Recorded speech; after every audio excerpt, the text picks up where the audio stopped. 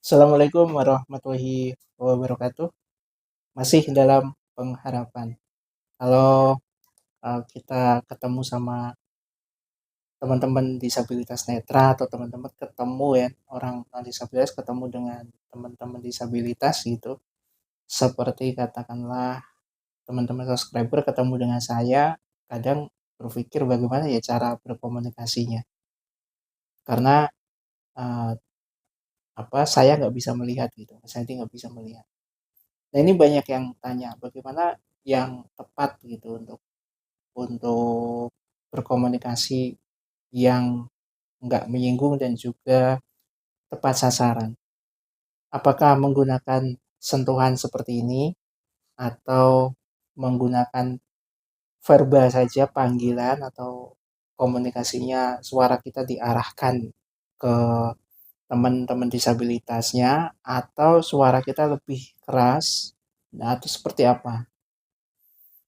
Nah, menarik ya, itu pertanyaan-pertanyaan yang sering kali saya temui, baik itu lewat WhatsApp, lewat email, nggak sengaja juga lewat Facebook, media sosial Instagram, ada juga dari LinkedIn gitu ya. Kebetulan saya pakai LinkedIn, jadi banyak juga yang tanya-tanya. Meskipun mungkin saja ini hanya segelintir atau sebagian kecil dari uh, masyarakat, tapi ini juga menjadi sebuah fenomena era-era sekarang. Ternyata hal-hal komunikasi antara sesama manusia saja masih terjadi keraguan-keraguan dan juga menjadi problematika di keseharian. Jadi nggak apa-apa saya sharekan, obrolkan. Mungkin saja ini bisa ditemukan oleh teman-teman dan harapan saya itu bisa menjadi sebuah solusi, baik itu untuk disabilitas netranya maupun juga untuk orang-orang yang nggak mengalami disabilitas atau non disabilitas. Ketika ketemu uh, tunanetra, pastikan kita memperkenalkan diri yang lebih tepat. Meskipun orang tersebut sudah bisa mengenali suara kita, meskipun mereka sudah tahu kita ada di posisinya di sebelah mana misalnya, tapi alangkah baiknya sebagai orang yang non disabilitas atau orang yang nggak ada batasan secara visual, secara penglihatan, alangkah bagusnya untuk menyapa terlebih dahulu dan juga memperkenalkan diri. Jadi panggil namanya, kemudian perkenalkan dan sebut nama kita. Kita ambil contoh misalnya saya uh, orang non disabilitas gitu ya. Kemudian di samping saya kiri ini ada orang disabilitas, saya akan mengarah ke sini, ke kiri, dan saya akan panggil orangnya. Apakah Mas atau Mbak, dan saya akan memperkenalkan diri, sebut nama saya, gitu. Nah, kira seperti itu gambarannya. Ke gambar ya, mudah-mudahan ke gambar. Nah, kenapa ini harus dilakukan?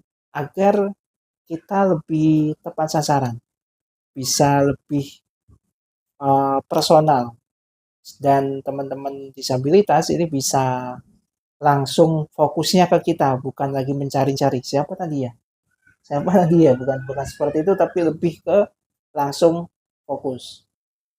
Nah, berikutnya, apakah efektif kita menggunakan sentuhan?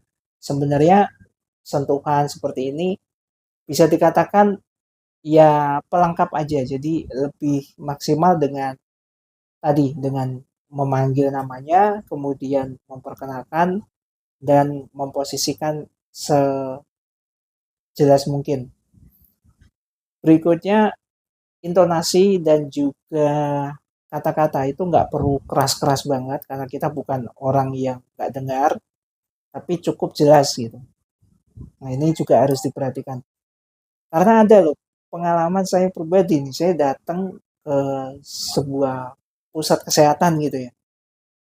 Padahal orangnya dari depan saya persis gitu, nggak perlu kenceng, cukup ngomong sewajarnya saja itu saya sudah dengar.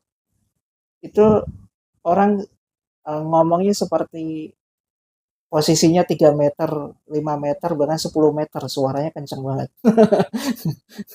Padahal orangnya sebenarnya bisa bicara pelan gitu, bisa bicara jelas dan nggak perlu kenceng-kenceng. Beda ya, keras, jelas, sama pelan. Tentu ini hal-hal yang harus dilatih sebenarnya. Contoh ya, misalnya kita manggil nama Mas Hadi, nah itu kan jelas. Ada yang manggilnya lebih kenceng lagi suaranya, gitu. Sehingga kadang-kadang kita kaget. Ini orang marah sama kita apa gimana?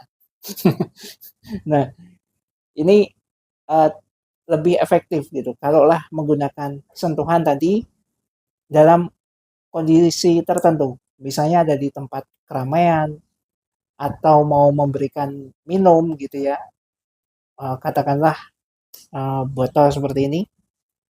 Nah, ini botol jangan dipanggil aja, misalnya Mas Edi itu minum airnya di depan, jangan gitu, tapi disentuhkan ke tangannya, baru dipanggil, panggil sentuhkan ke tangannya, ini airnya diminum. Nah, itu lebih bagus gitu. Jadi kalau kita bicara lagi bagaimana komunikasi yang baik untuk dengan teman-teman tunanetra dan juga nggak membingungkan, nggak mungkin takut menyinggung dan lain sebagainya. Caranya seperti itu. Pertama jelas suaranya, kemudian awal pertama kali kita perkenalkan diri kita ke orangnya, dan ini yang terakhir ketika mereka katakanlah berempat atau bertiga gitu ya, teman-teman teman disabilitasnya itu lagi bawa pendamping gitu, usahakan kita ngomongnya langsung sama tunanetranya, jangan disampaikan ke pendampingnya. Jadi komunikasi usahakan langsung sama orangnya, itu lebih menghargai ketimbang misalnya kita mau tanya Mas mau minum apa, tapi kita sampaikan ke pendampingnya, itu masnya mau minum apa ya kira-kira, ini kan nggak enak. Nah, apakah sesensitif itu tunanetra? Enggak, sebenarnya bukan sensitif, bukan juga sebenarnya itu harus ke tunanetra, tapi itu sebenarnya bahasa dasar sesama manusia dan itu wujud menghargai.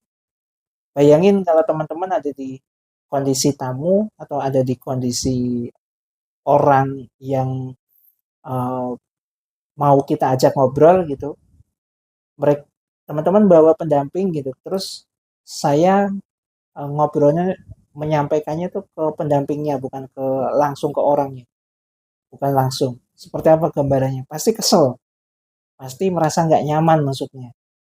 Nah, sama, mereka juga seperti itu, kita juga seperti itu. Jadi alangkah bagusnya langsung sampaikan saja ke orangnya, ini lebih bagus.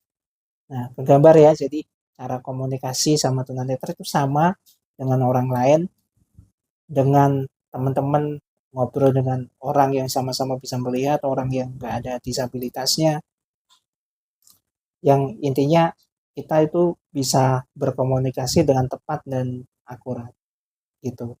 Mudah-mudahan bisa dipahami. Terakhir dari saya, masih dalam pengharapan. Assalamualaikum warahmatullahi wabarakatuh.